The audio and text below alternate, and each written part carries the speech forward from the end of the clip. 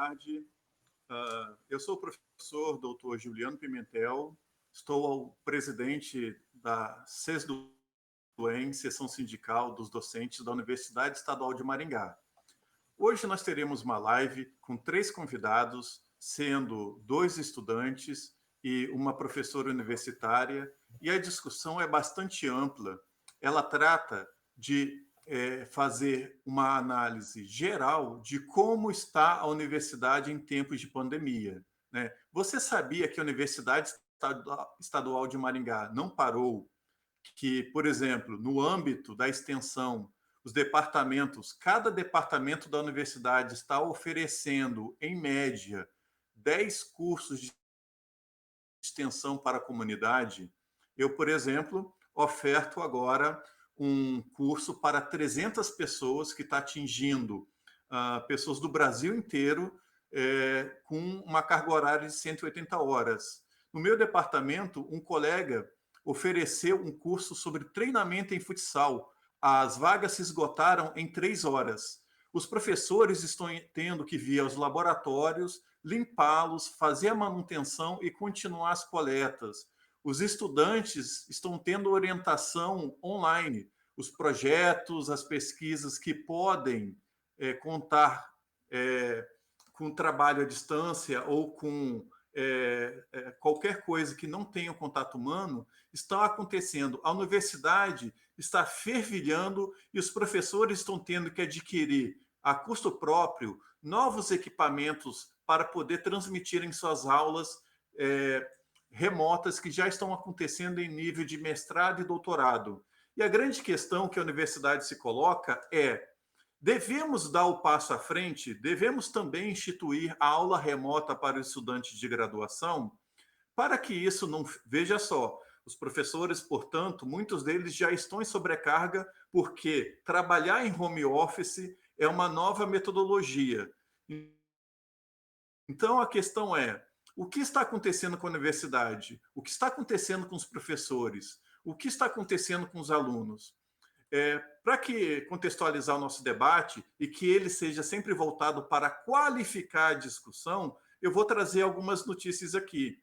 Por exemplo, o Jornal Globo coloca que quase 90% dos professores não tinham experiência com aulas remotas antes da pandemia e 42% seguem sem treinamento, segundo pesquisa da Confederação Nacional dos Trabalhadores de Educação e da UFMG.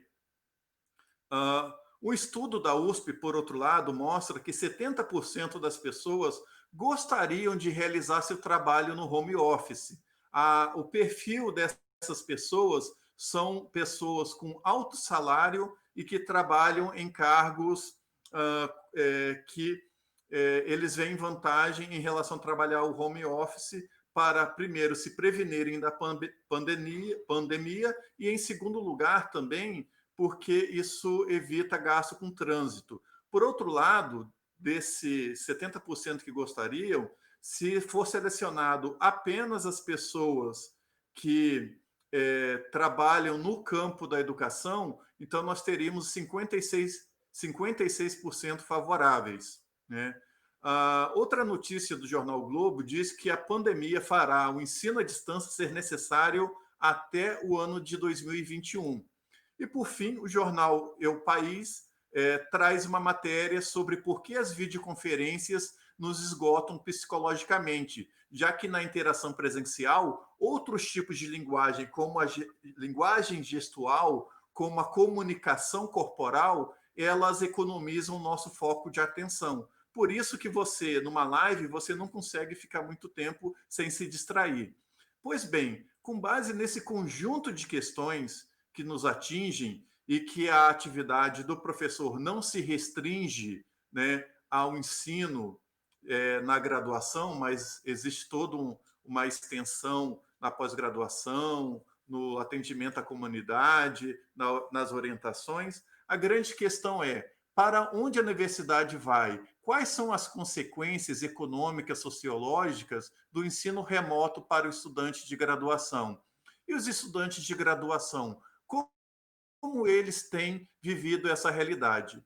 Para isso, nós temos 3 convidados, sendo 2 discentes, porque escutar os alunos é algo muito importante para nós, né? Então, eu gostaria primeiro de apresentar as pessoas que são convidadas para a live, e eu peço que, inicialmente, a título de apresentação, a professora Lívia, da Universidade Federal do Espírito Santo, possa fazer uma saudação às pessoas que nos assistem nessa live.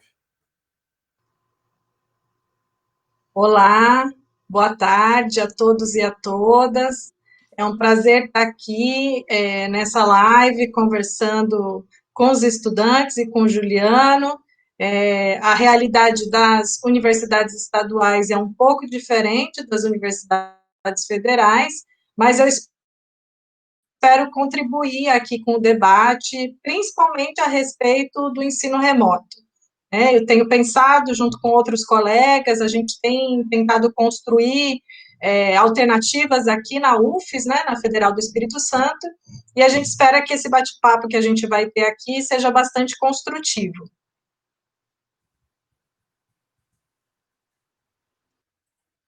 Obrigado. Eu também quero apresentar o estudante Krigor. O Krigor é um estudante que representa o Centro de Ciências da Saúde no CEP, e ele também vai se posicionar. Krigor, por gentileza, então faça a nossa saudação inicial também. Boa tarde a todos. Obrigado a CESDUEM pelo convite. É muito importante, na minha opinião, e conversando com outros estudantes, a gente vê a necessidade de ouvirmos, né? Ouvirmos os estudantes que são a força motriz da universidade. Então, eu sou representante do Centro Acadêmico de Educação Física, participo do movimento estudantil da UEM, também sou um dos conselheiros que representam os estudantes no CEP, que é quem tomará a decisão, o órgão que tomará a decisão na Universidade Estadual de Maringá, diante da retomada ou não por meio remoto.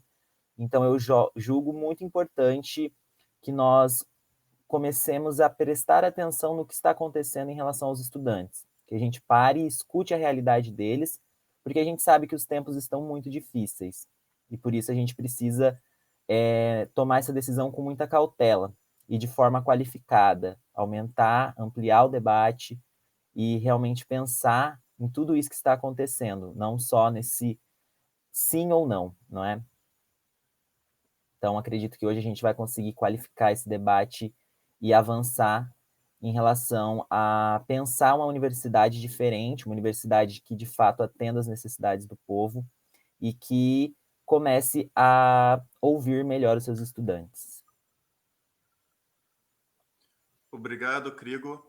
A nossa terceira convidada, que é a Mariana Molina, parece até uma piada pronta, né?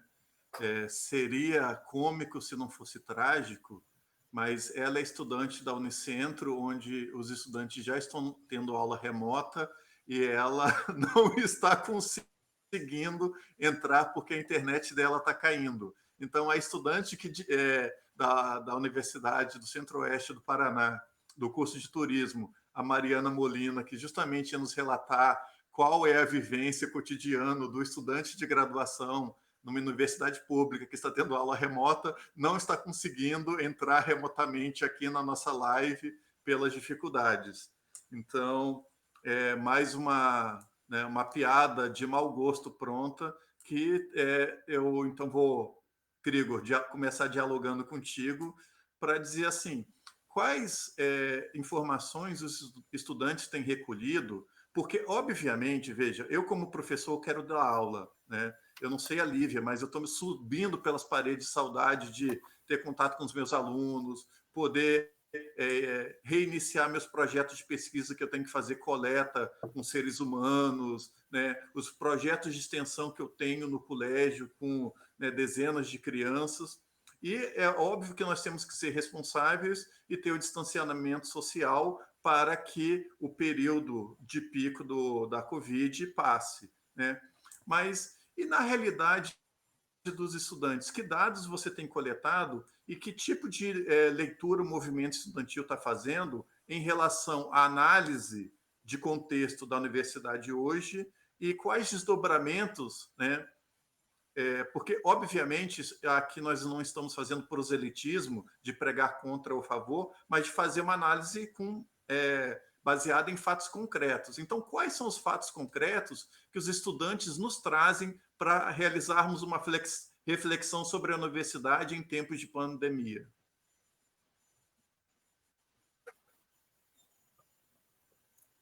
Bem, Juliano, obrigado pela pergunta. Eu vejo que mais do que nunca a ciência está sendo requisitada, né? Na busca aí por uma cura diante dessa pandemia que assolou o mundo todo. Então a gente tem a oportunidade, mesmo que desastrosa, de mostrar o quanto a ciência é importante e estamos mostrando isso.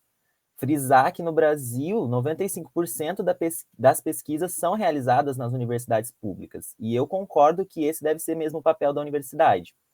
E nós, no movimento estudantil, estamos tentando aprofundar os nossos debates, os nossos estudos diante do que representa o ensino remoto nesse tempo de crise, né? Não só a crise sanitária, mas também a crise econômica, que está posta e está vindo de uma forma muito acelerada contra a classe trabalhadora, crise econômica que já era anterior à crise sanitária, e a crise sanitária intensificou e dificultou mais ainda a questão em relação à classe trabalhadora, que não fez uma reclusão social efetiva no Brasil, né?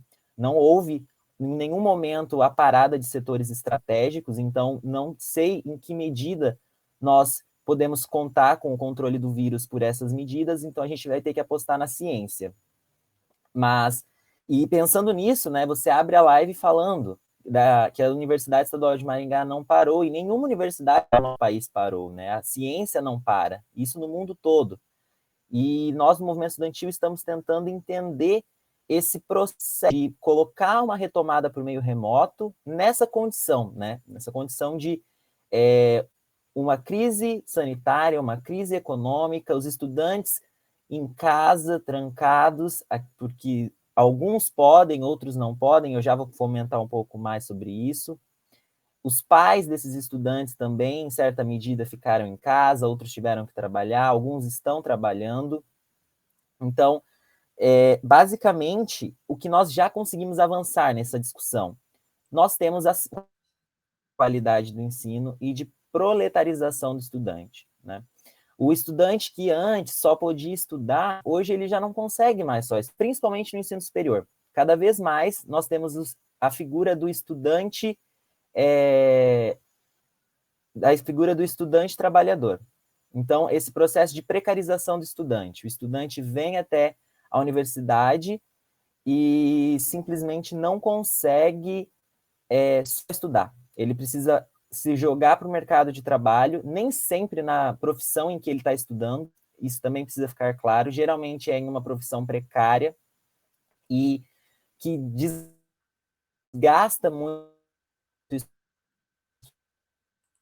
e isso já gera um impacto muito grande na qualidade do ensino desse estudante.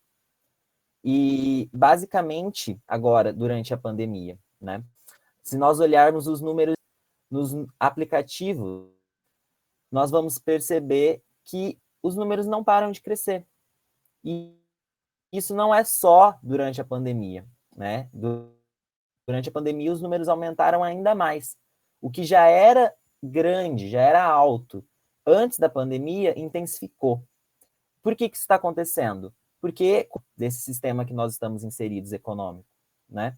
Então, se os estudantes já não conseguem mais estudar, já estão tendo uma precarização da sua qualidade de ensino, e por conta dos vários ataques que a educação superior pública sofre no nosso país, não só agora, no governo do Bolsonaro, porque ele é mau, ou no governo do Ratinho Júnior, porque ele é mau aqui mas é, de fato, o cumprimento de uma exigência de uma classe dominante, né? A educação vem sendo atacada há muitos anos, e isso vem se intensificando com o passar do tempo, porque o processo é doentio. E é muito complicado, né? Se a gente pega, por exemplo, o dado da Andifes, que é relacionada às federais, 75% dos estudantes têm a renda familiar entre meio e um salário mínimo. Isso é bem preocupante em tempos de pandemia, porque nós sabemos que uma redução no salário da classe trabalhadora, né? E aí a gente olha para a UEM. A UEM tem esse mesmo cenário? Não. A UEM não tem 75% do seu corpo de estudantes que recebem um salário entre meio e um salário mínimo.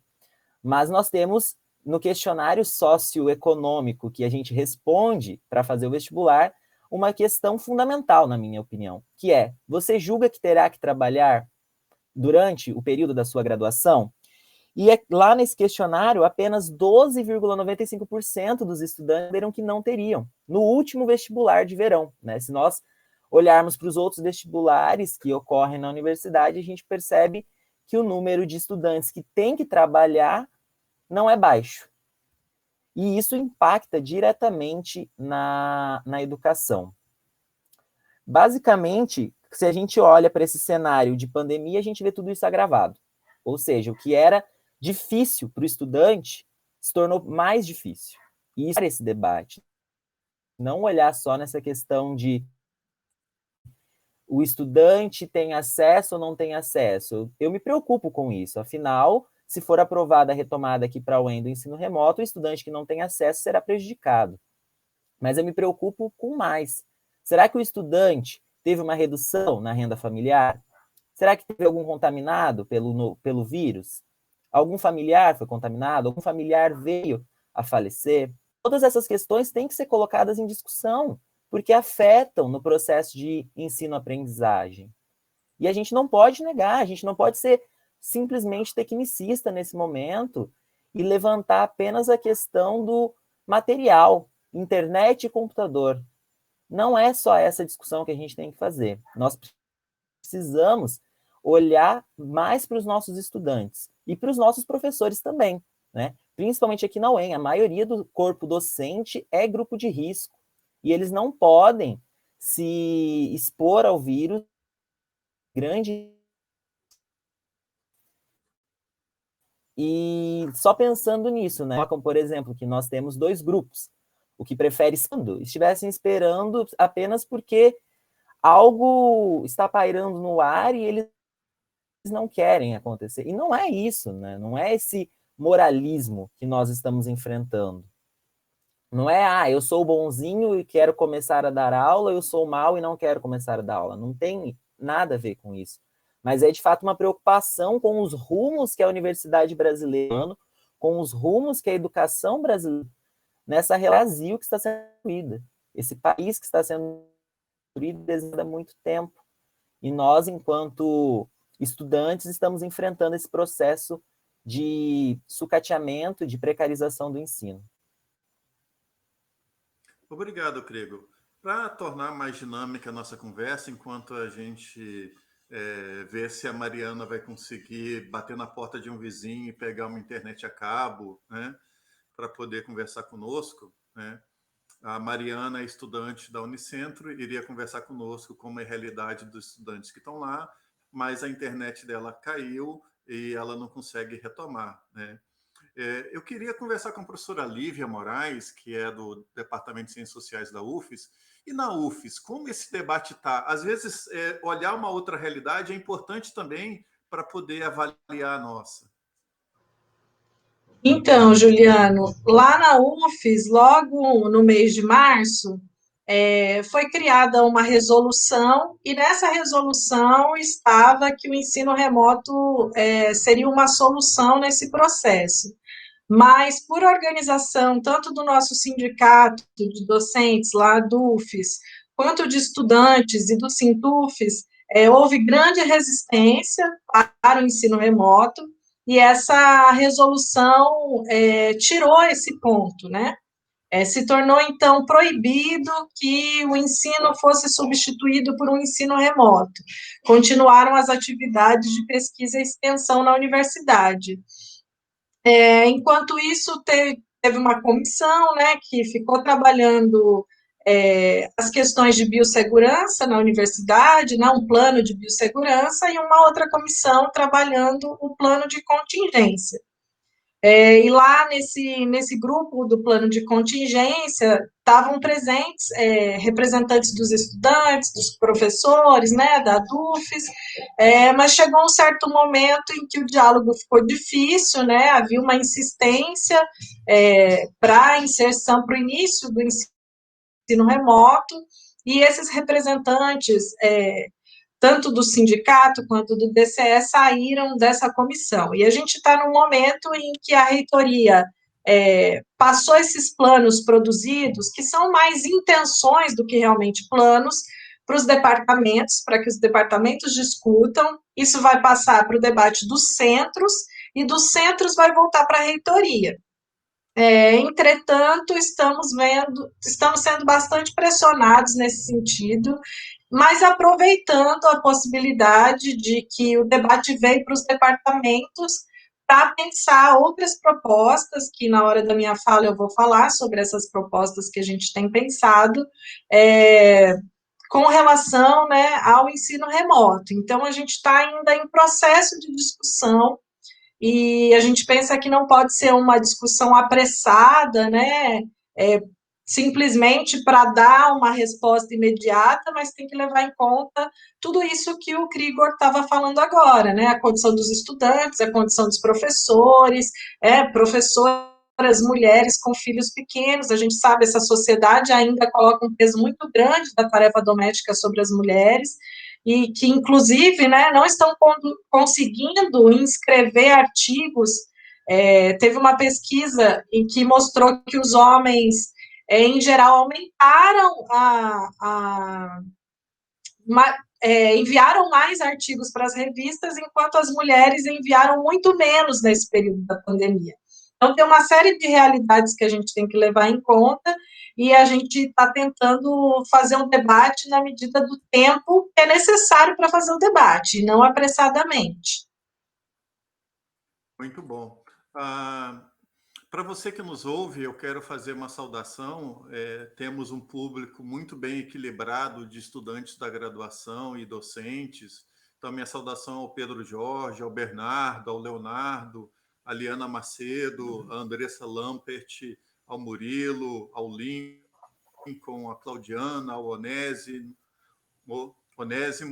ao Washington, que é do nosso sindicato, professor da engenharia. Todos eles que nos assistem marcaram aqui, né? Nós temos todo um outro público. Coloque já a sua pergunta para, né, o representante discente, a professora Lívia.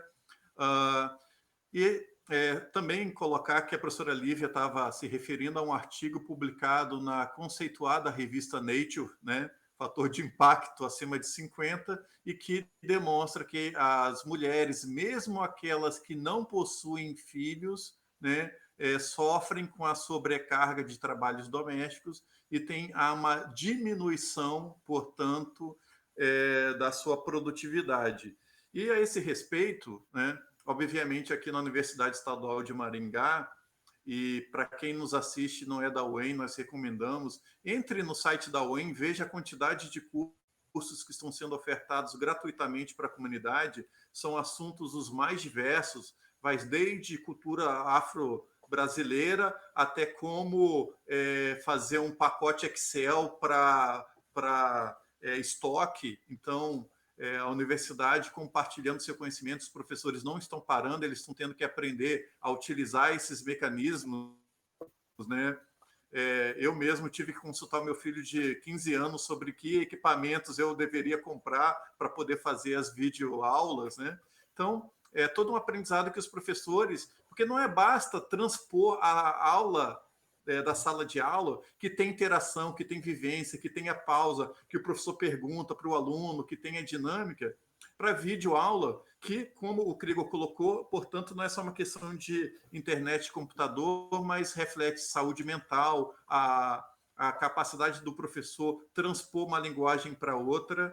E é sempre bom lembrar que, em nenhum momento, qualquer pessoa está deferindo ataque, por exemplo, ao EAD, que a UEM tem um EAD fantástico, que consegue chegar com uma educação planejada, ensaiada em estúdio, com apostila, com uma linguagem dialógica preparada para aqueles municípios muito distantes, onde essa educação ela é uma necessidade. Por outro lado, dados, por exemplo, colocados pelo professor Piso, né, demonstram que nas instituições privadas, enquanto a quantidade de alunos matriculados aumentou em 49%, a quantidade de professores contratados aumentou em 0,48%.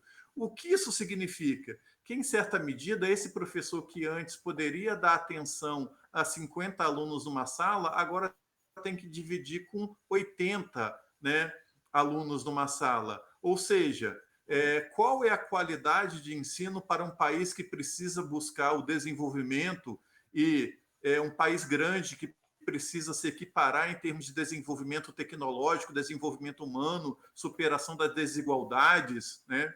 Como que isso pode ser feito com um tipo de educação em que o professor está sobrecarregado e não consegue superar aquelas interações mais rápidas. Inclusive, né, há denúncias de que algumas instituições já estão adquirindo software que corrige automaticamente o trabalho dos alunos com base em alguns algoritmos.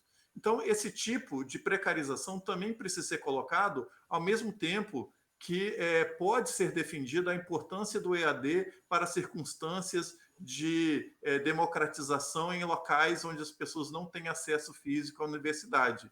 Todas essas questões podem ser colocadas em debates e eu quero, então, provocar o Krigo e a professora Lívia para fazerem uma análise profunda, fundamentada sobre essa questão, né? Como, então, que a universidade está se virando em termos de pesquisa, extensão e quais são as ciladas que podem aparecer em relação à qualidade do ensino. Com você, Krigo. Muito bom, Juliano. Eu fiquei atento aqui à sua fala dessa questão de tecnologia, né? E é fato, o país que não domina a tecnologia hoje não é um país que vai, de fato, se desenvolver. Mas eu fico preocupado, porque no Brasil, no último dado do IBGE que nós temos, 25% da população não tem acesso à internet. Então, já fica por aí a questão de como que nós vamos possibilitar uma ampliação do acesso e do ensino se 25% da população não tem acesso à internet, né? Isso é uma questão que me preocupa muito. E, lógico, não estou aqui questionando o EAD, e sim o ensino remoto, que está explícito nas reuniões que eu estou participando de discussão dessa temática dentro da universidade, de que há essa diferença do ensino remoto para o EAD. E se nós pegarmos na essência, há uma diferença, né? Inclusive, não é apenas ensino remoto, estão chamando de ensino remoto emergencial. E como ele vem com essa aparência de emergencial, a gente acaba pensando que ele realmente cumpre esse papel. E se a gente fizer uma avaliação mais profunda, talvez a gente perceba que não é isso, né? E como você coloca, o que a universidade está fazendo? A universidade está cumprindo com o papel dela. A universidade tem que proporcionar que o país se desenvolver ciência, pesquisa, propor acesso ao povo por meio da extensão, né? E isso que eu valorizo, é essa universidade que eu luto e defendo, que é a universidade que estuda a sociedade e dá respostas aos problemas da sociedade. Diante dessa crise aqui na Universidade Estadual de Maringá, das crises econômica e sanitária, na primeira resolução que nós votamos em CEP, a resolução 004/2020, prevê que a universidade não fique parada, que ela dedique sua energia a pensar essas duas crises e abriu a possibilidade de criação de vários cursos de extensão, como você estava comentando. O que eu votei com muita tranquilidade, porque não são atividades obrigatórias, os alunos podem participar caso tenham acesso, é algo extremamente importante para o momento que a gente está vivendo, porque não coloca essa responsabilidade de cumprir um calendário que foi defasado pela tipicidade do ano, né? Nós não podemos negar que tem um vírus que está matando mais de 1.000 pessoas por dia no nosso país. E não só no nosso país, está matando gente pra caramba no mundo todo. E não tem como apreender de fato, com essa situação, essa condição material, né? Nós não podemos negar a realidade. Dentro da universidade, nós produzimos ciência, e a ciência rebate o negacionismo. Nós não podemos ser negacionistas. E essa universidade que eu defendo é a universidade que eu votei na resolução 004/2020, no Conselho de Ensino, Pesquisa e Extensão da Universidade Estadual de Maringá. Essa resolução prevê que o professor desenvolva projetos para pensar a crise, né? E isso, para mim, é fundamental nesse momento. A universidade, como eu disse, nós estamos num momento importante para mostrar o quanto a ciência é, de fato, necessária na nossa sociedade. E colocando, né, essa questão que você traz do EAD possibilitar uma ampliação, claro que possibilitaria, se nós estivéssemos em outra sociedade. Nessa sociedade, não sei. Eu não sei até que ponto o EAD, o ensino remoto, proporcionará uma ampliação. Porque, retomando o que eu coloquei, no IBGE de 2017, nós temos que 25% da população brasileira não tem acesso à internet. E isso, para mim, já é motivo suficiente para rebaixar esse ponto, né? Enquanto nós não tivermos uma população com acesso universal à internet, isso nunca será possível. E o problema é, será que no capitalismo nós teremos condições de chegar até esse ponto? Pelas minhas avaliações, meus estudos, eu acredito que não. Nesse sistema, a gente não tem como garantir igualdade em quase nada, né? E isso fica muito evidente quando a gente analisa a questão do acesso à própria universidade. A universidade que nós temos hoje acaba, por meio do vestibular, excluindo uma parcela muito grande dos estudantes. E nós precisamos começar a conversar sobre isso. Porque tem muito estudante que não está na universidade pública porque não passou no vestibular. E, ao meu ver, isso é muito, muito prejuízo para a universidade. Nós temos pessoas, cérebros, né? Vamos colocar assim, cérebros incríveis, que não estão contribuindo na produção do conhecimento científico brasileiro, que não estão produzindo e pensando a sociedade brasileira porque não passaram no vestibular. E, novamente, 95% da pesquisa brasileira é produzida na universidade pública. Quem pensa a sociedade brasileira são as universidades públicas. E a gente precisa debater isso. Nós estamos num momento em que a universidade está diante das suas várias problemáticas em relação ao ensino. E a gente precisa debater eles. Por isso que eu concordo com a professora Lívia. Nós não podemos ser pragmáticos. Nós temos que pensar, debater, até o ponto de nós termos a plena certeza de que essa é a decisão que nós iremos tomar enquanto universidade. E que essa decisão não gerará um impacto no amanhã, em curto, médio, longo prazo, na vida, tanto da universidade quanto da sociedade. Porque a sociedade espera que a universidade traga as respostas para os problemas. E é por essa universidade que eu luto, participando do movimento estudantil, participando do centro acadêmico no meu curso. Como conselheiro, faço a defesa dessa universidade, uma universidade que, de fato, olhe para o seu povo, que pense os problemas reais brasileiros. Nós temos muitos problemas a serem questionados no nosso país, mas o mais urgente no momento são as duas crises, econômica e sanitária. E a gente precisa das universidades voltando sua energia para elas, e não para o cumprimento de um calendário defasado por conta dessa atipicidade do ano. Obrigado, Diego. Eu mesmo já estou vendo aqui, recomendo que todos entrem depois no site da UEM para ver as contribuições científicas que a universidade tem feito para solucionar problemas relativos à Covid. E a estudante, a Mariana, que é da Unicentro, ela só consegue agora, a Mariana Molina, falar conosco pelo áudio. Mariana, como está a situação cotidiana dos alunos que estão realizando aulas remotas aí na Unicentro? Boa noite para você. Boa tarde, né?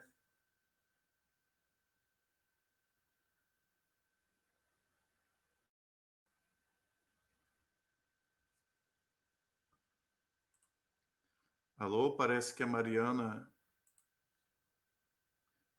Bem, quem está nos acompanhando, nós estamos tentando manter um link com a acadêmica Mariana Molina, representante estudantil da Universidade da Unicentro, que é uma universidade irmã da UEM, né? Mas ela está com dificuldades na internet. Assim que ela se posicionar, a gente também pede que ela apresente os dados levantados pelos alunos. Eu vou agora pedir, então, a licença de vocês para passar para um segundo bloco.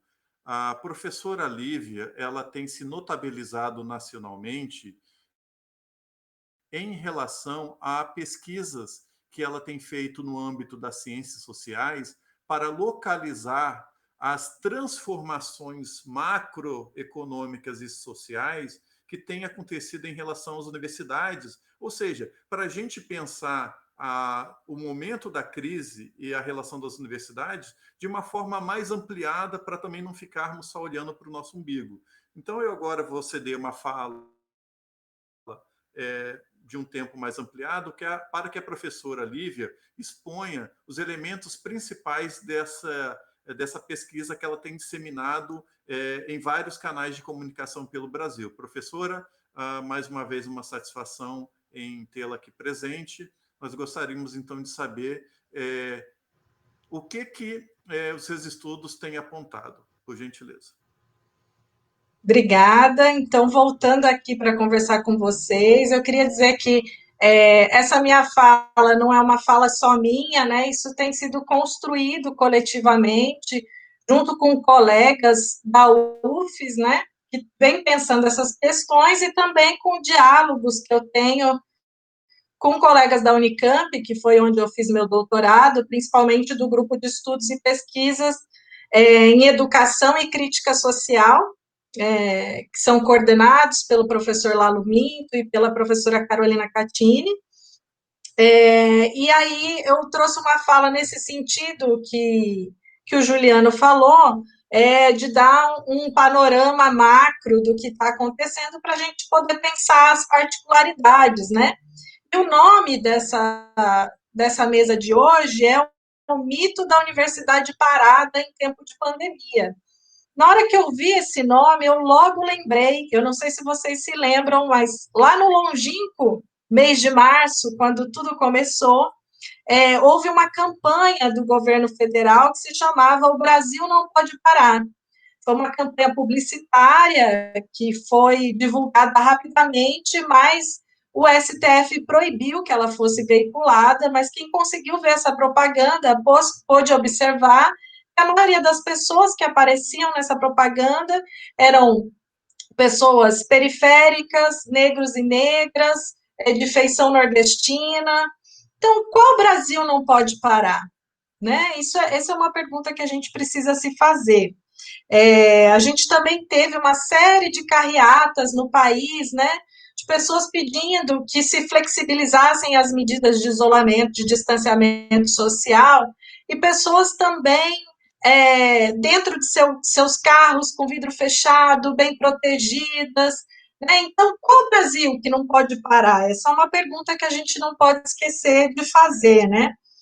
Tem que lembrar também que a universidade, assim que começou a pandemia e nós pudemos fazer o nosso trabalho remoto, os trabalhadores terceirizados não puderam fazer isso, continuaram pegando ônibus e tendo que passar pela situação de correr o risco de ficar doente, de pegar a Covid, para estar presente ou foram demitidos. Então, existe uma desigualdade muito grande.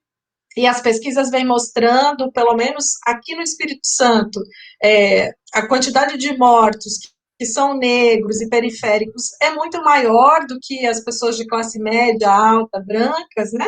Então é muito importante a gente lembrar disso.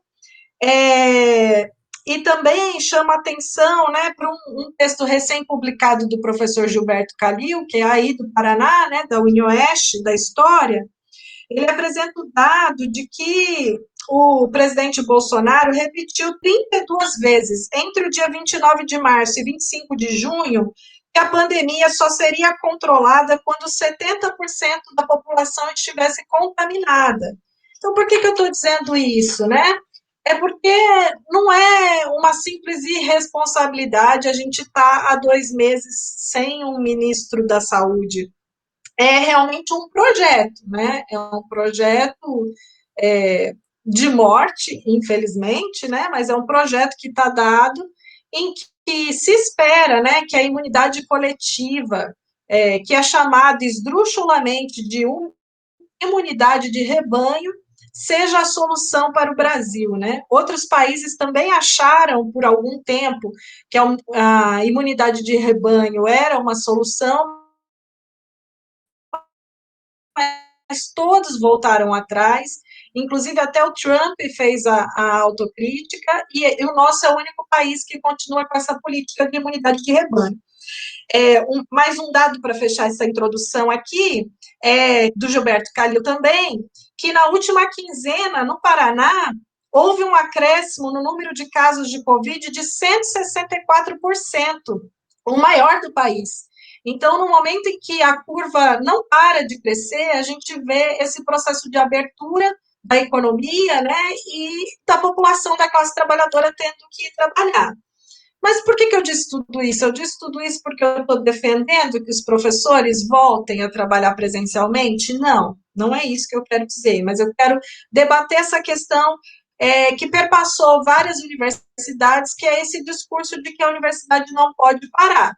A verdade é que a universidade não parou, e o Juliano já falou dos vários cursos que a universidade vem ofertando para a comunidade, a extensão e a pesquisa não pararam, os estudantes estão participando, porque a universidade tem esse tripé, ensino, pesquisa e extensão, não estão alheios, mas as aulas não estão ocorrendo. As aulas não estão ocorrendo porque exatamente a gente precisa conversar sobre quais são as saídas para que ninguém fique para trás.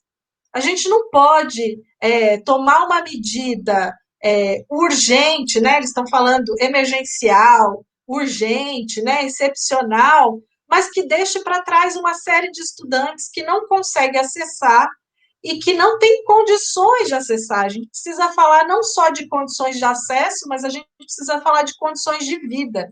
E o Krigor já falou disso bastante, é bom que eu posso tratar de outras questões aqui, né?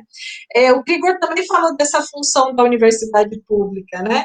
Que a função dela é ser inventiva, é ser criativa a partir da sua produção científica para responder às demandas sociais. E para responder às demandas de uma conjuntura como essa que a gente está passando, não pode ser uma decisão apressada. O tempo da ciência é um tempo que às vezes é vagaroso, né? Inclusive da ciência social. A gente precisa analisar, a gente precisa pesquisar, a gente precisa ir a fundo.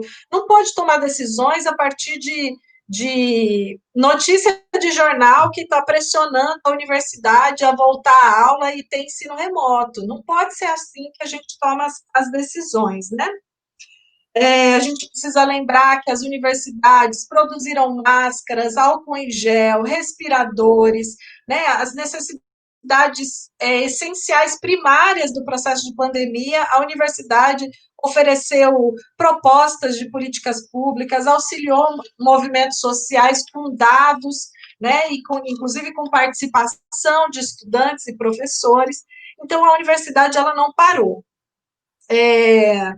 Mas a gente tem que lembrar onde a gente está, né? A gente está num país que não valoriza a ciência, é um país que tem um governo obscurantista, e que tem uma bancada empresarial muito forte e uma atuação dos empresários dentro desse governo muito forte. E há um grande interesse do empresariado de que esse ensino remoto não seja só uma excepcionalidade, mas que ele se instaure como algo permanente e vendável dentro da universidade pública, né? Isso pode acontecer de uma maneira que não seja uma privatização geral da universidade pública, porque isso acontece já, a gente pode olhar bem para a educação básica, como as fundações empresariais vêm atuando sem que essa escola deixe de ser pública, mas que atenda ao caráter mercadológico da sociedade. O ensino à distância ele já faz parte, então, de um projeto de expansão do setor privado na educação.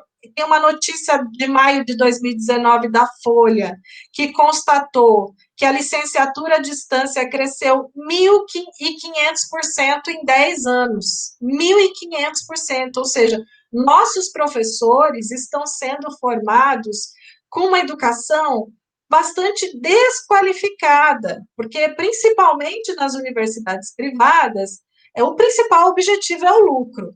Então, essas aulas são dadas para centenas, às vezes milhares de alunos, por um professor que gravou uma aula, cujos tutores que auxiliam têm salários baixíssimos, jornadas extensas, e os estudantes acabam mais sendo certificados do que tendo uma verdadeira formação, né? É preciso lembrar dos últimos governos, que o governo Temer facilitou muito o processo de exigências para a EAD, e que o governo Bolsonaro, em dezembro de 2019, permitiu que 40% da carga horária dos cursos presenciais pudesse ser à distância.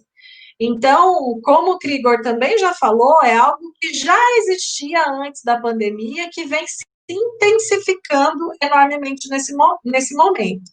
E o que tem acontecido com estudantes e professores das universidades privadas? Acho que a Mariana poderia falar mais sobre isso. Infelizmente, a gente está vendo as dificuldades de acesso, né, que ela está tendo, mas a gente tem dados aqui que a Uninove demitiu agora, esses dados que eu estou trazendo é de maio para cá, né, a Uninove demitiu cerca de 300 a 500 professores, ela tinha passado telefones celulares para esses professores gravarem as aulas à distância, e depois ficaram com esse material dos professores que gravaram as aulas e demitiu os professores, inclusive pela plataforma, né? No próprio computador, esses professores foram demitidos. E no mesmo dia em que esses professores foram demitidos, esses alunos tiveram uma aula motivacional com um padre, né? Então, a situação muito complicada. Já teve o caso aqui que o Juliano falou também, do grupo Laureate, né, que demitiu também centenas de professores e colocou robô, né, no lugar dos professores. São os robôs que estão corrigindo os conteúdos dos alunos, cujas respostas aos alunos não tem nada a ver, isso não é educação, né? O algoritmo lá vê quantas vezes a palavra apareceu e diz se está certo ou se está errado, isso não é educação. Importante dizer que essas universidades não têm baixado o valor da mensalidade, ainda que tenha demitido os professores e substituído os professores por maquinário. Também a Cruzeiro do Sul demitiu 200 professores, agora, semana passada, e a UNA de BH também demitiu 150 professores. Então, nesse sentido, que a gente precisa olhar para além da universidade pública, ver o que está acontecendo na educação básica, ver o que está acontecendo na universidade privada, porque a nossa realidade está extremamente ligada a esses processos que já vêm acontecendo fora da universidade. Às vezes a gente esquece, né? Às vezes a gente acha que a gente está numa bolha e que a gente está protegido de qualquer tipo de precarização. Alguns professores não conseguem se ver como trabalhadores, mas não é verdade. Nós somos parte dessa sociedade. Inclusive a sociedade que paga nossos salários, né? Então a gente tem um dever de trazer de volta à universidade o melhor que a gente puder. E como é que a gente faz isso? Uma produção científica que traga algum tipo de resolução às necessidades da sociedade, não só a lucros empresariais, né? Essa é a nossa tarefa. Nessas reportagens sobre essas demissões de professores, as cargas horárias dos cursos foram diminuídas, eles estão tendo algumas disciplinas que mais se parecem com coaching ou autoajuda, por exemplo, vida e carreira, mindfulness, né?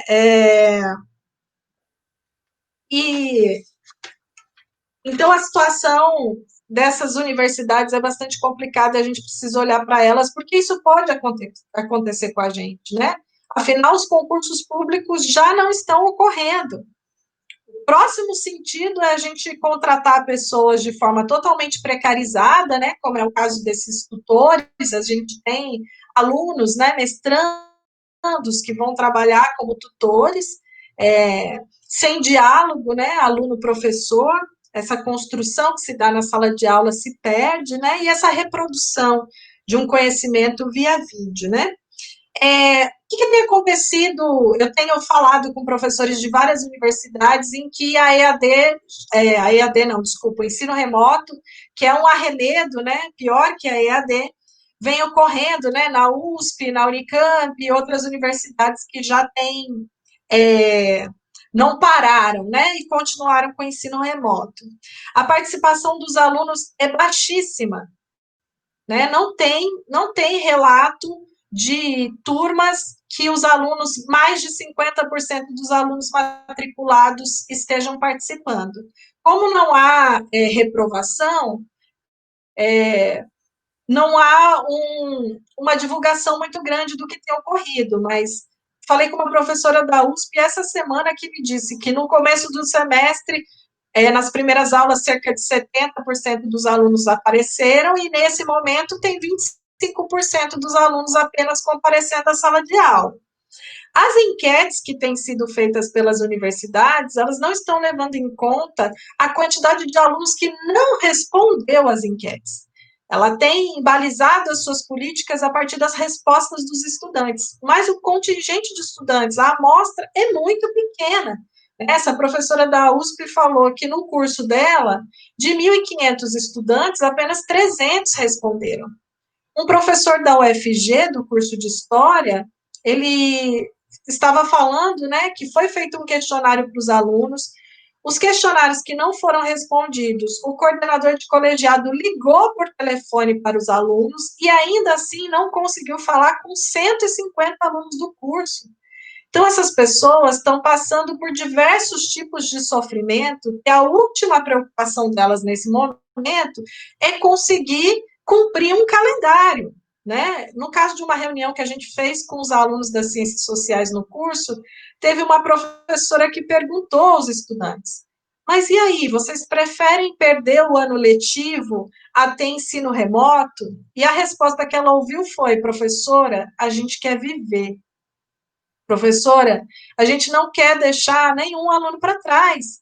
A gente não quer que aquele colega que tem condições de violência em casa, que está passando necessidade financeira, que não tem computador, aluno que é pessoa com deficiência, que há pouco tempo conseguiu acessar a universidade, seja agora excluído desse processo. A gente não tem problema de não cumprir um calendário. A gente quer estar vivo, estar forte e que ninguém fique para trás. Esse é o grande elemento que a gente não pode esquecer. Ainda, né, sobre a experiência desses professores, né, existem muitos professores, né, que não são dessa geração da tecnologia, que não estão conseguindo utilizar o material e por isso não estão conseguindo dar suas aulas. Há uma pressão para que as aulas sejam gravadas, né? Isso é um problema, a gente vive um dilema. A gente esqueceu, né, que era agora há pouco, em fevereiro, a gente estava lutando contra o Escola Sem Partido para que as aulas não fossem gravadas, para que não houvesse nenhum controle ideológico do que está acontecendo, que a autonomia do professor fosse respeitada. E agora a gente está achando natural que as nossas aulas sejam gravadas e disponibilizadas. E não é só um controle ideológico das nossas aulas, né? É também uma apropriação do nosso conhecimento por um maquinário, por plataformas empresariais. Né? Aí a gente vem para esse discurso da inclusão digital, e como é que tem sido feita essa inclusão digital? A UFRJ abriu um edital de 1.200 para 1.200 estudantes terem acesso a chips de celular. Vejam que indigno que é você ter uma aula por um celular, um aparelho desse tamaninho. Como é que você lê um texto teórico por aquele aparelho, com a letrinha desse tamanho? É isso, é esse tipo de inclusão que a gente quer para os nossos estudantes. Ademais, esse edital, o aluno tem que ter acesso à internet para poder se inscrever no edital. Se ele conseguir o chip, ele precisa pegar um ônibus e ir até a universidade buscar o chip. Né? Então, essas soluções rápidas que as universidades estão propondo, são violentas, eu diria. são violentas. E a gente vê o interesse, né, em que isso dê certo. A gente vê que o MEC já liberou, né, milhões de reais para a compra desses chips e material de inclusão digital. A gente vê empresas, né, ofertando, né, o caso aqui na UFES tem a possibilidade da Vale, né, essa empresa criminosa, toda cheia de sangue nas mãos, ofertando computadores para os estudantes. A gente tem uma pressão enorme de um grupo empresarial em Florianópolis pressionando a UFSC para que volte também a funcionar. A gente teve na Unicamp o dono da Wizard, que foi o mesmo, né, que falou que precisava recontar o número de contaminados e mortos no Brasil, né, ele também doou dinheiro para a Unicamp para que os alunos acessassem, né? Qual o interesse desses empresários em que esse material chegue tão rapidamente à mão dos estudantes? A Google também vem, muitas vezes, doando, né, as suas plataformas para as universidades de excelência, mas aí obriga todos os professores a terem e-mail do Gmail, né? Então, não é uma doação, né? Tem contrapartida nesse processo. Então, é isso que o Krigor falou, não basta esse processo de inclusão digital. A gente precisa saber o que está acontecendo com esses estudantes, como é que está a vida desses estudantes, como é que está a condição de trabalho de professores e professoras e técnicos universitários. É preciso lembrar, a gente teve uma luta recente agora dos entregadores, né, de comida por aplicativo, que as condições dos professores não estão longe dessas, de trabalharem também mediados por aplicativos. Todos esses processos envolvem isso, inclusive a dona da iFood, que se chama Movile, ela já fez um aplicativo que se chama Aprendizap. Procurem isso na internet, Aprendizap. Ele promove educação e capacitação de jovens e adultos a partir da criação de um chatbot, que são conversas entre bots, robôs, e usuários de WhatsApp, cujo objetivo é ensinar.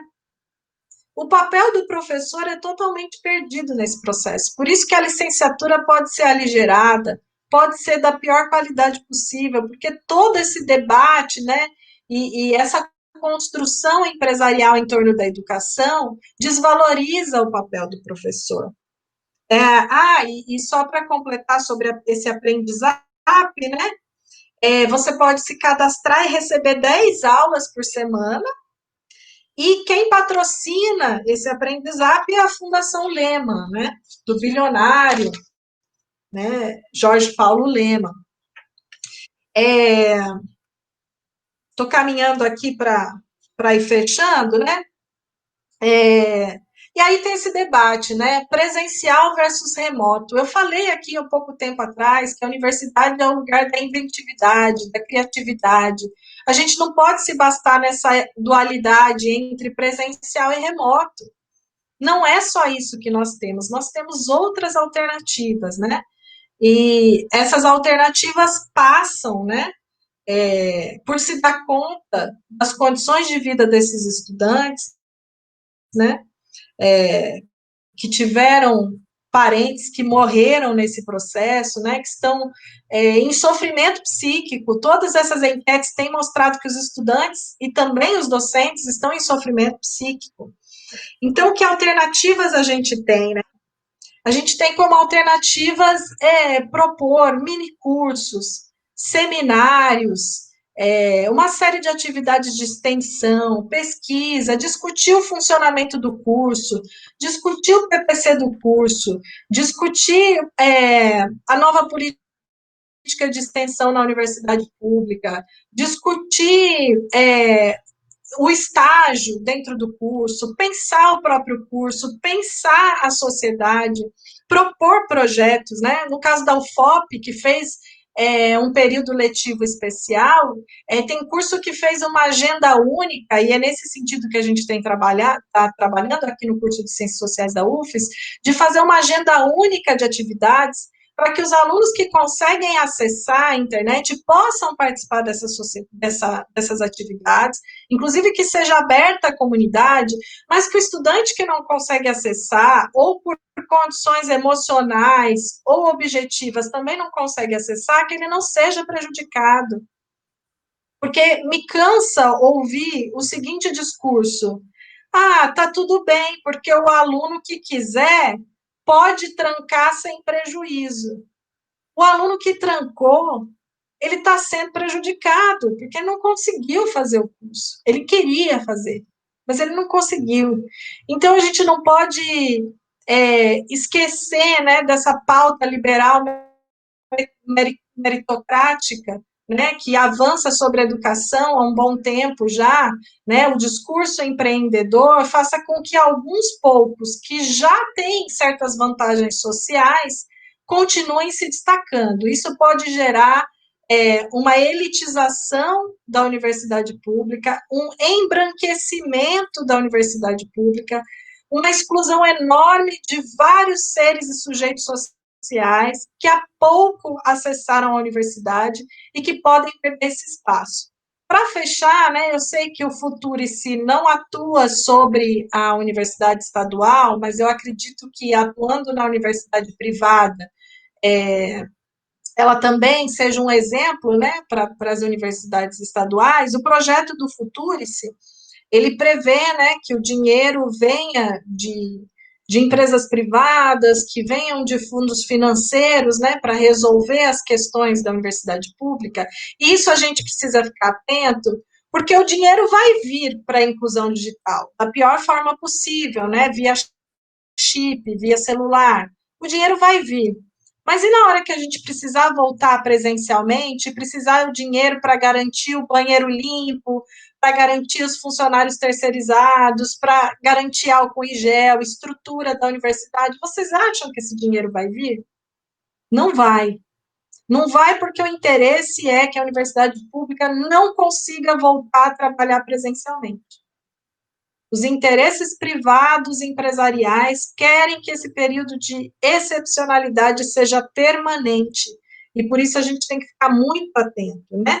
Tem um outro elemento do Futurice, que é fundo de investimento imobiliário e cessão de uso, né? Então, se a universidade tiver majoritariamente com ensino à distância, há uma estrutura da universidade que vai ser colocada para o mundo da financiarização, né? Já havia uma proposta do IBES, do alojamento estudantil, né? Que uma parte do terreno da universidade fosse cedida para o grupo IBES para fazer alojamento e privatizar, né, o alojamento estudantil, o cinema universitário, o teatro universitário. É uma proposta de que tudo isso passe numa forma de cessão ou de fundos imobiliários para esse mundo financeiro, né, empresarial, inclusive com naming rights, ou seja, a empresa, né, que financiar esses espaços vai poder colocar o seu nome lá. Então, a gente pode ter, num prédio que trata de questão ambiental, né, o símbolo da Vale. A gente pode ter, dependendo da pessoa, né, que financie num prédio de filosofia ao Olavo de Carvalho. Então, essas possibilidades estão colocadas, né? O que é muito, muito assustador. Então, o que eu proponho, né, para fechar esse debate, né? Eu proponho que se faça um real mapeamento da condição dos estudantes, né? Que não seja essa enquete que 15, 20, no máximo 50% dos estudantes respondem, porque os outros 50% não conseguiram acessar essa enquete. E a gente não pode tomar decisões a partir dos poucos que conseguiram acessar. Então, um real mapeamento das condições, isso leva tempo. E das condições de vida, e não só de inclusão digital desses estudantes. Que se pense em outras opções que não sejam simplesmente a aula remota. Né, que a gente possa ter essa série de cursos, minicursos, atividades que, inclusive, respondam às demandas sociais da pandemia nesse momento, e as questões da crise capitalista, como coloca o Krigor, como esse momento de construção dentro da universidade, né? Que se faça cartas de princípios, coisas que a gente não vai abrir mão, por exemplo, não voltaremos presencialmente se a gente não tiver uma vacina, um remédio que garanta que a gente não vai morrer nesse processo de voltar para a universidade, que a gente vai ter a jornada dos professores obedecida, né? Que os estudantes não vão passar um processo de tortura e sofrimento nesse ensino, nessa forma de organizar a volta para a universidade, né? Que a gente faça uma recusa da apropriação privada dos nossos dados, do nosso conhecimento por essas empresas, dessas plataformas que são fornecidas para a universidade, para que a gente use nesses espaços remotos. Que a estrutura física da universidade não seja apropriada por fundos imobiliários e empresas privadas. E que, por fim, a prioridade seja sempre a vida, e que ninguém fique para trás. Essa é a fala que eu preparei e estou aberta aqui para a gente bater papo a partir dessas questões e aprofundar algumas delas. Obrigado, professora Lívia. Estou encantado aí pelos dados que você traz. E continuando a minha mediação como presidente da CESDUEM, mas também como um apaixonado pelo EM, eu sou do interior do Rio de Janeiro, vim para Maringá em 2000 e sou um defensor dessa universidade, porque, embora eu tenha passado pela iniciativa privada e é muito bom, mas doar o meu talento para o bem público é uma satisfação que eu tenho. Eu quero parabenizar os meus colegas professores da UEM. Olhe só que dados. 112 pedidos de bolsa de iniciação tecnológica foram feitos em tempos de Covid, tendo que ter assinatura presencial do aluno. Você imagina os riscos que esses professores e esses alunos tomaram para que seja desenvolvida a tecnologia. Que tipo de tecnologia? Vou dar um exemplo aqui que está uma matéria, né, sobre a UEM, né? Uma matéria falando que professores da medicina e professores da física desenvolveram um capacete de oxigenação que evita que o ar escape, aumentando a pressão, dando mais conforto ao paciente, né? Isso foi feito pelos meus colegas da medicina e da física, e agora eles estão desenvolvendo também um ventilador mecânico. Isso tudo durante o tempo do Covid. Nós, professores que trabalhamos com laboratório de pesquisa, a gente continua se arriscando, mas eu não quero que os meus alunos se arrisquem. Eu tenho 4 filhos, 4 meninos. Eu estou evitando o contato com eles, eles estão com os avós, eu estou alijado da presença dos meus filhos, porque eu tenho que estar no meu laboratório fazendo as minhas pesquisas. Querem mais dados? Olha só, 422 pedidos de PIBIC, iniciação científica.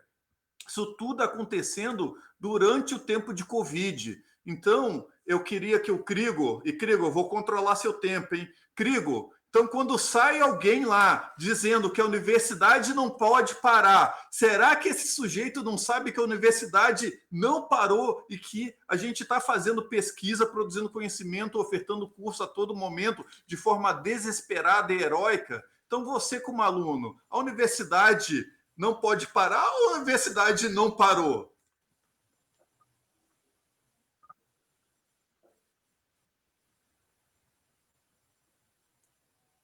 Não, essa colocação realmente está sendo feita, não só por alguns defensores desse ensino remoto emergencial, mas como pelo próprio governador do estado do Paraná. Não há um entendimento pelo Ratinho Júnior de idade, tem essa função social de pensar a sociedade, de desenvolver a ciência, de conseguir dar respostas ao povo. E isso me deixa muito preocupado, porque eu, antes de entrar na universidade, olhava para a UEM, que é a casa dos meus pais, e ficava pensativo, né, sobre como é a produção do conhecimento científico. E hoje que eu estou na universidade, eu consigo perceber quanto realmente ela é importante. E daí, muito tem estado, a Lívia colocou na fala dela, de que o Brasil não pode parar. E estão colocando que a universidade não pode parar. Mas em nenhum momento a universidade parou. Né? Isso já foi falado aqui várias vezes. Não estou querendo ser repetitivo, mas estou frisando essa informação em nenhum momento no nosso país, porque é o local que se produz. Mas daí fica essa questão, por que há então tanto ataque? Né? Porque, mesmo que de forma desqualificada, mesmo que de forma remota e com esse slogan do emergencial, eu fico muito preocupado porque colocam que nós não podemos pensar nos problemas. Nós que avaliamos de forma mais crítica essa retomada, sem que de fato tenha esse debate, nós somos pessimistas com problemas. É claro que no presencial haviam problemas.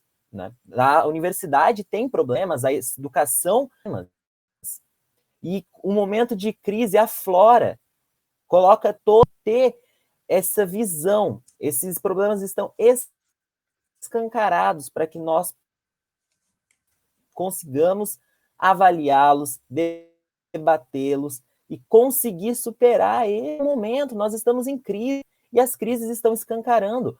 No presencial nós tínhamos problema, ótimo, vamos debater os problemas que nós tínhamos para que quando nós pudermos retornar presencialmente, a gente realize um retorno qualificado e não simplesmente retornar para o que estava problemático antes. E também não voltar com algo simplesmente uma gambiarra eletrônica para substituir o presencial. Não é? Eu penso que a professora Lívia, que me antecedeu agora, foi fundamental em colocar essa questão das demissões que ocorreram nas instituições privadas de ensino superior. Acontecendo isso aqui no Paraná também, em Curitiba foi uma das instituições que teve um número muito alto de professores demitidos, Unifranca, entre outras instituições que começam estão por que há essa demissão? Porque as pessoas vendem a educação, fazem essa demissão massiva de professores. A resposta é simples, os banqueiros estão dando essa resposta. Isso está simplesmente relatado. No dia 23 do mês passado, saiu no Valor. Os banqueiros estão pensando em não retornar presencial, em manter o remoto, porque economizaram dinheiro. E isso fica muito explícito. Um vídeo gira 1, 2, 3, infinitas vezes. E o professor não precisa do mês, porque pagou o vídeo uma vez só. Né? Assinou lá o contrato de direito de imagem, pronto. Agora, simplesmente, a aula roda até o momento em que esse conteúdo perca. Então, nós talvez não voltemos com o presencial e nos manteremos no remoto. Será que o governador do estado não pensaram igual? Fica essa questão para a gente começar a pensar e aprofundar esse debate. Se a gente pensa nessa relação que a professora Lívia nos apresenta, de aumento do EAD, aumento das instituições privadas, aumento esse que não ocorreu apenas no governo Temer.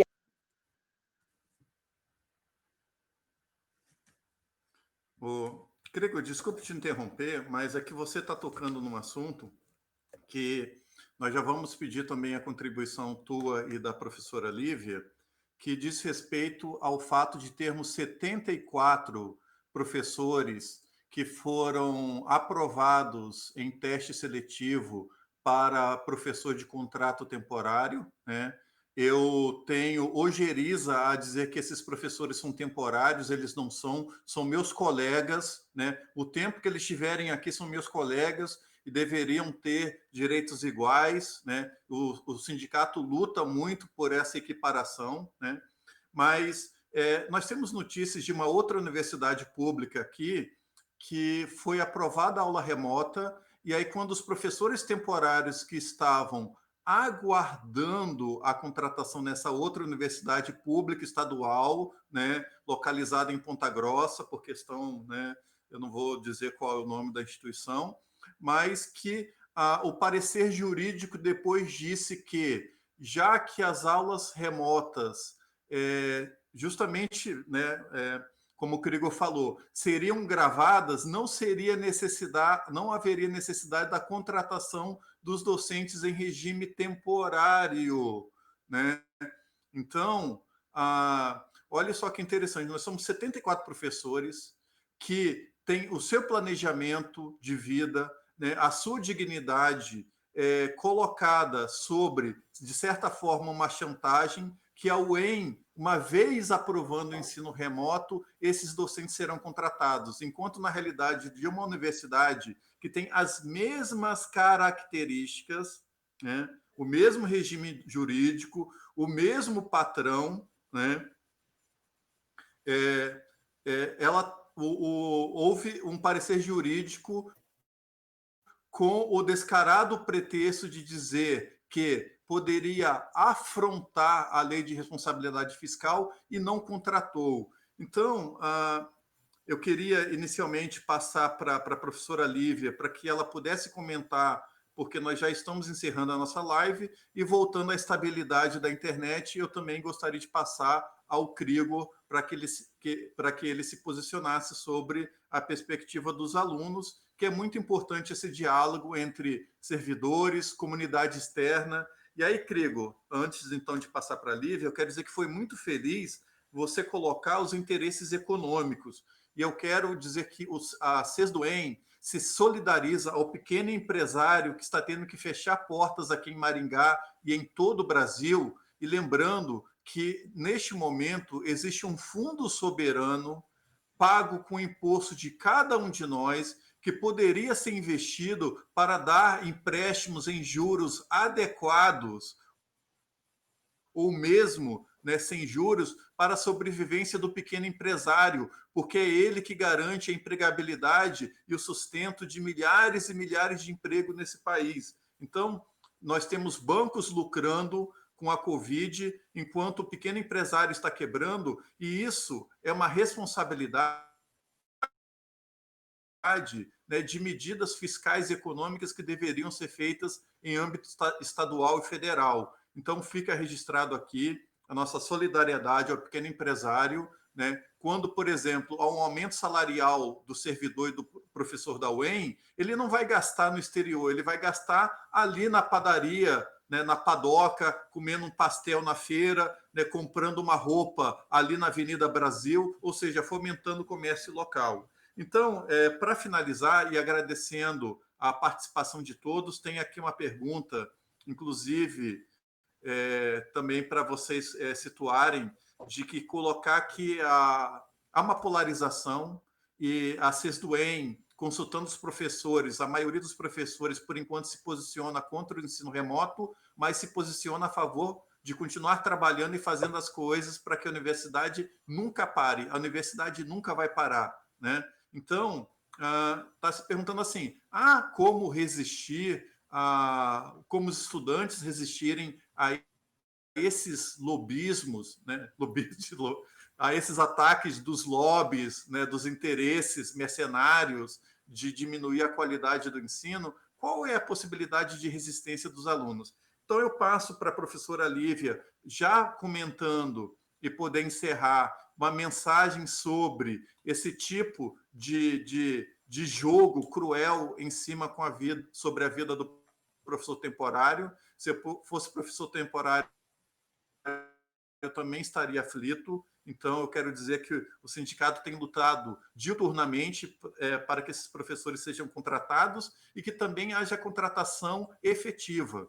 E lembrando a você que teremos uma assembleia porque o governador acabou de lançar um decreto querendo congelar, né, o salário do servidor, e isso afetaria aqui a nossa universidade. Então, professora Lívia, comentar um pouco sobre esse tipo, né, de pressão psicológica que os professores sofrem, e para o Crigo comentar como que os estudantes estão resistindo, se mobilizando. E aí o professor Pedro Jorge pergunta assim: os estudantes não só devem se mobilizar politicamente, eles devem continuar estudando para se fundamentar e ter na crítica a arma para sua resistência e superação. Então, eu gostaria, já agradecendo a presença da professora Lívia, que ela, né, faça o fechamento aí no tempo de 5 minutos, maravilhosos para fazer a síntese da totalidade, e depois eu passo também ao Crigo, né, com a internet permitindo que ele também possa fazer o seu comentário.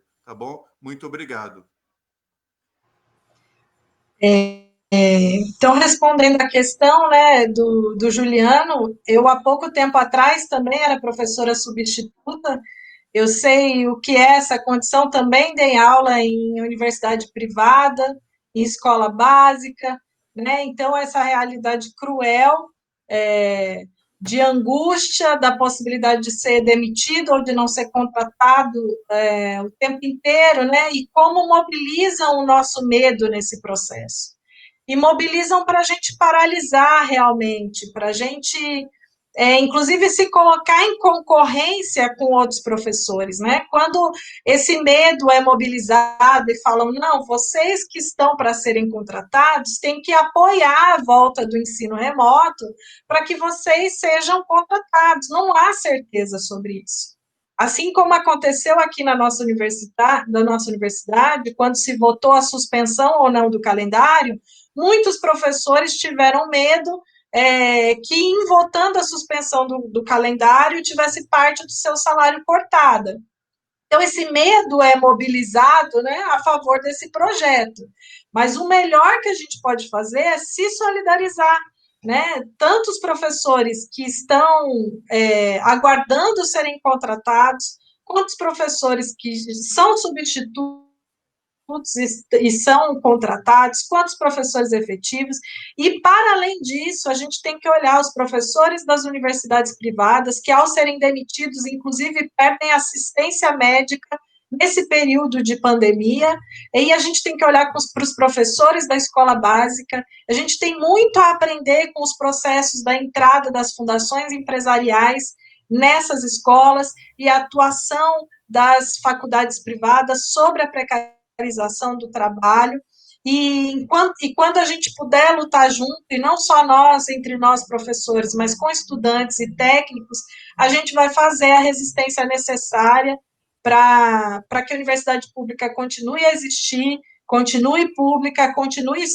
cumprindo a sua função de responder às questões postas pela sociedade e cada vez mais pintada de povo e não deixando ninguém para trás. Né? Essa universidade tem que ter seu caráter público, sempre valorizado, e a gente vai fazer essa luta junto. Eu acredito que a gente vai conseguir fazer essa luta junto, e o sindicato é um espaço muito importante para que essa luta ocorra, assim como os movimentos estudantis, e estou muito feliz de estar aqui. Eu não conhecia, né, nem o Juliano, nem o Krigor, nem a Mariana, que infelizmente não conseguiu participar, mas sei que a base trouxe meu nome por ter acessado um dos textos meus que circulou por aí, sobre criticando o ensino remoto.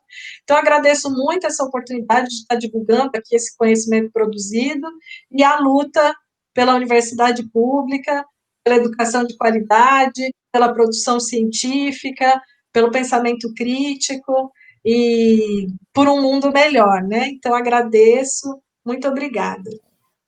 Obrigado. Crigo, você consegue? Aí.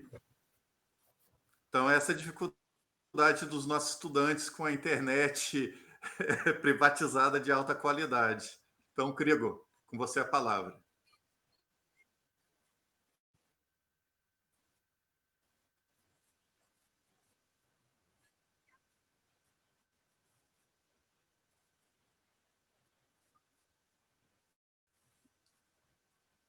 Alô, Crigo?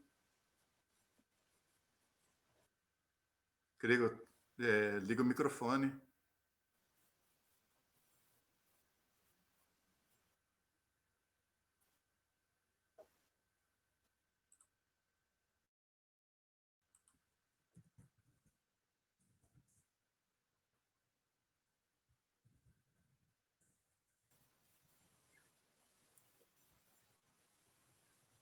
Eu acredito que sim.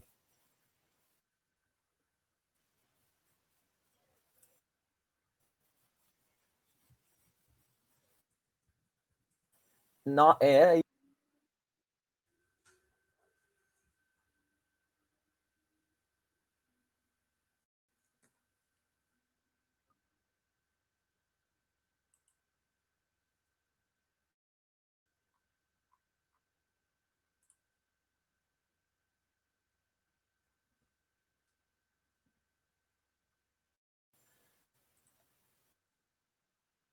opa, me escuta agora? Crigo, você consegue falar conosco?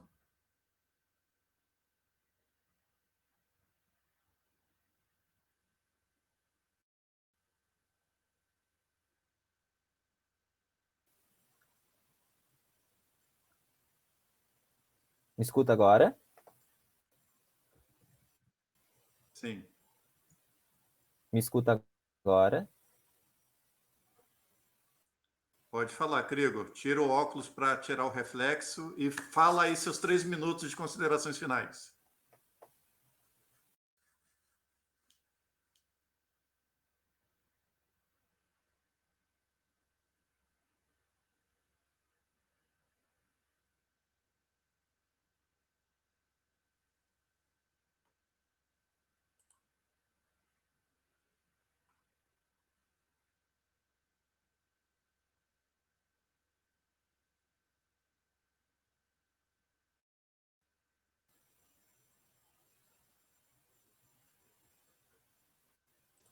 Escuta.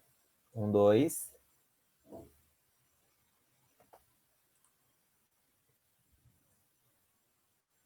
Crigo, última chance. Por favor, faça a sua resposta. Alô? Agora foi? Me escuta? Sim, pode falar. Só está no áudio, mas Sim? escutamos Ah, você. beleza. Então, deu uma travada aqui no dor, porque o desgaste ocorre mesmo. Esse desgaste do computador. Desde que começou essa pandemia, meu computador não sai da tomada e vai desgastando. A internet nem é da pior, e olha só como que está a situação aqui. Questão dos professores temporários, né? Os professores temporários são utilizados como moeda de troca pelo governador do estado do Paraná há muito tempo. Moto emergencial.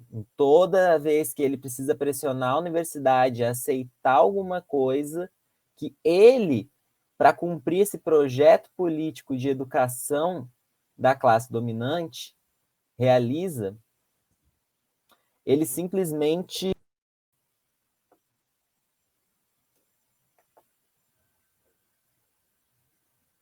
Vocês me escutam? Sim. Bom, não sei o que pegou, vou tentar ser o mais breve possível para a gente conseguir finalizar. Eu estava comentando que essa pressão em cima dos professores temporários, que são de altíssimo rigor teórico, passam por um teste seletivo extremamente, sempre são colocados como moeda de troca pelos nossos governadores e para a educação pública num todo, né? E isso é muito... Não tem o seu contrato assinado, desassistidas, perspectiva nenhuma em relação à contratação desses servidores, como a professora havia colocado. Não há, de fato, a certeza de que com o retorno por meio remoto proporcione a efetivados.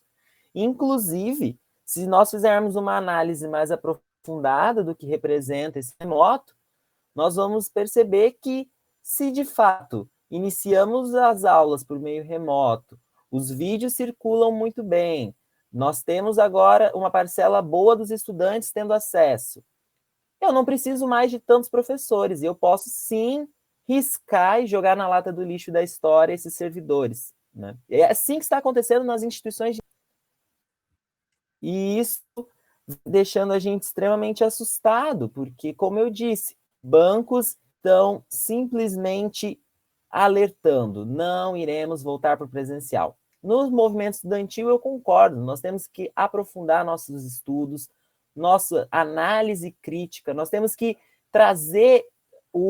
reviver o movimento estudantil, que ele ficou um pouco apagado, né? Mas nós precisamos trazer esse protagonismo dos estudantes dentro da universidade, porque os estudantes são a força motriz da universidade. O movimento estudantil faz as coisas acontecerem porque eles colocam as pautas de trabalhadores. Eu falei no início da live que muitos já estão trabalhando.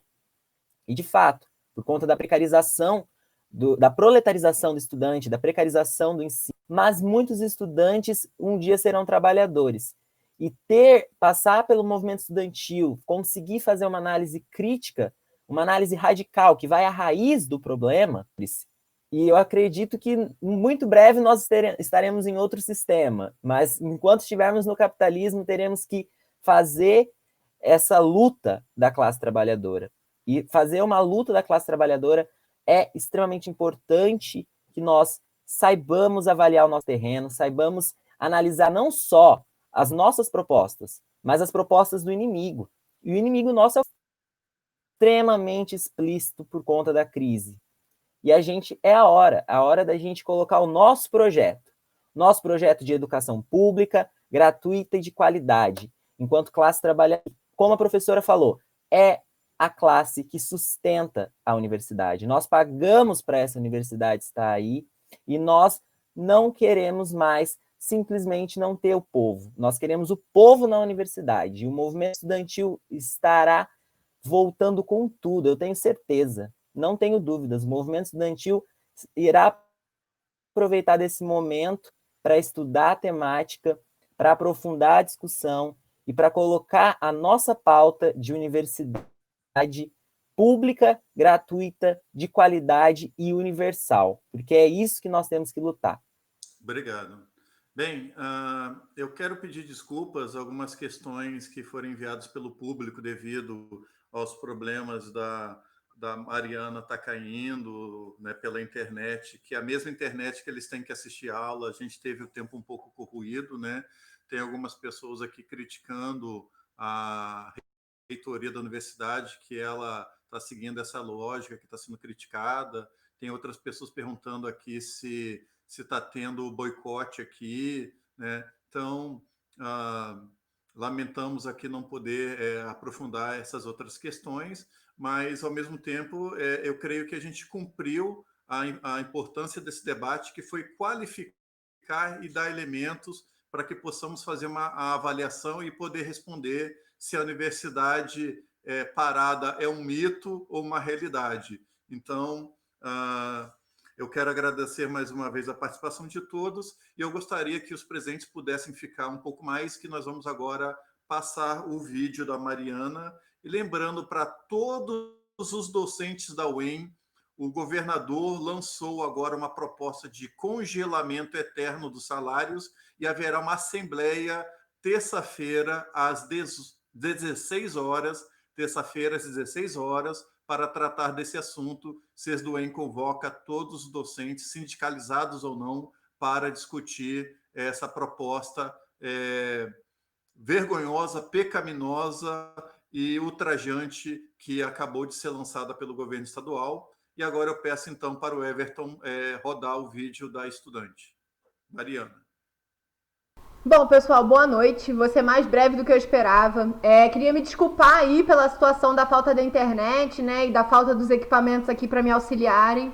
Queria dizer que essa minha realidade que eu passei hoje é a realidade de muitos estudantes, né? Eu moro aqui em Irati, do ladinho do campus, no bairro Riozinho, no interior do Paraná. Então aqui a gente tem bem pouquíssimo acesso à internet. Quando tem, oscilando desse jeito que vocês estão vendo. Não consegui fazer essa participação nessa live super importante, né? Queria agradecer aí o espaço da CESDUEM de estar escutando e dando voz aos estudantes e visibilidade para os estudantes falarem o que eles acham sobre isso, né? O ensino remoto, ele é um assunto muito denso. Eu não vou conseguir falar aqui para vocês. Eu já gravei vídeo de 8 minutos, 9 minutos, 4 minutos, 6 minutos e nenhum deles está conseguindo enviar. Devido a essa falta de internet e falta de possibilidades também aqui que eu tenho nesse presente momento. Então, assim, eu queria dizer que eu não vou conseguir falar muitas coisas, né? Só que o ensino remoto aqui está muito difícil. A gente não está conseguindo conciliar as atividades com as nossas atividades de casa. Muitas mães têm que conciliar atividades de casa, atividades de trabalho e mais as atividades da universidade. Muitas pessoas não estão conseguindo ter acesso às plataformas, cada professor utiliza uma plataforma diferente. E queria deixar aqui só um questionamento de final de fala, porque não vou conseguir fazer muita coisa, senão já não vai enviar também esse vídeo. Não entendo por que essa pressa de finalizar um ano que a gente não tem data para terminar. Não entendo por que essa necessidade da universidade agora querer dar celulares, internet, tablet para os estudantes, se a gente sempre teve que fazer pesquisa, sempre teve que fazer seminário, sempre teve que fazer tudo e nunca questionaram qual tipo de internet que a gente tem em casa. Então, assim, deixo esse questionamento aí para vocês, se realmente é uma necessidade ou se só é interesse de uma iniciativa privada mesmo, né? E de um sucateamento, né? Ensino remoto, menos professor para pagar, os estudantes não precisam vir para aula, não precisa pagar luz, não precisa pagar nada. Então, assim, reflitam aí na casa de vocês, me perdoem aí só por essas considerações, já vou finalizar minha fala. Queria agradecer de novo, queria me pedir desculpa de novo, não vou conseguir falar mais coisas, mas a gente do DCE se propõe a fazer mais uma live relacionada a isso para mostrar o ponto de vista dos estudantes aqui do campus Irati e do campus de Prudentópolis. Então, entrem aí nas nossas redes sociais, deem força agora para os movimentos estudantis de suas universidades, dos sindicatos também. Então, assim, a gente está vivendo esse momento e acredito que é para a gente se unir, para a gente poder dar a volta por cima, né? E a gente combater, além desse vírus, esse sucateamento da nossa educação e essa tentativa de privatização da nossa universidade. Então é isso, galera. Beijos, até. Sigam nossas redes sociais, é nóis. E a gente vai tentar fazer uma live aí para explicar melhor, porque eu não vou conseguir falar nada agora nesse período. Beleza? Muito obrigada aí. Tchau, tchau. Até.